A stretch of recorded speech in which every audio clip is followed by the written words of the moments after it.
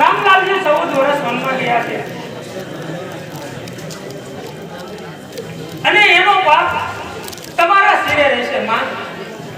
તમને ક્યાં ખબર નથી કે હું મારા વડીલ બંધુ સિવાય એક પળ પણ રહી શકતો નથી. તો હવે હું તમને શું કહું? તમે તો કાળી નાગણ થઈ અને તમારા બેટાને દંડ દીધો માટે તું માતા કહેવાને લાયક નથી.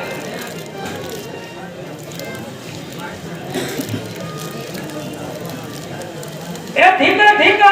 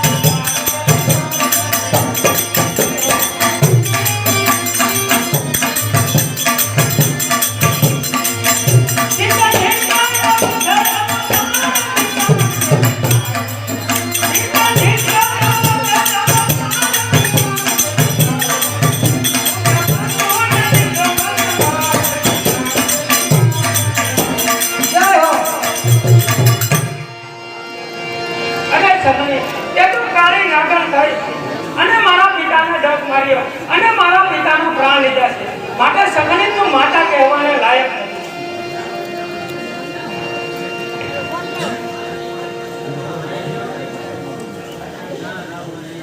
અરે બેટા હવે વિલંબ કર નહીં અને રાજગાદી સંભાળી લે બેટા.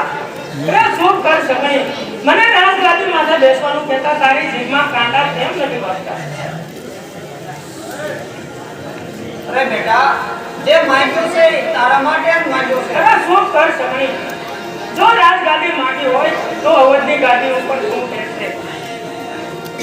અને મેં એક વાત સાંભળી છે કે તારી માતાએ તારા પિતાના પ્રાણ લીધા હતા કારણ કે તારા પિતા જનાવરની ભાષા જાણતા હતા અને એને કોઈ ઋષિએ કહ્યું હતું કે જો તું જનાવરની ભાષા જાણી અને કોઈને કહીશ તો તારું મૃત્યુ થશે.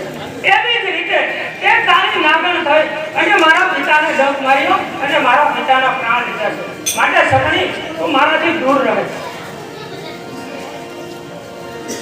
અરે બેટા જે કર્યું છે એ તારા માટે જ છે. શું કર સગણી મારાથી દૂર રહે તો? અરે બેટા હવે વિલંબ ન કર અને રાજગાદી સંભાળી લે.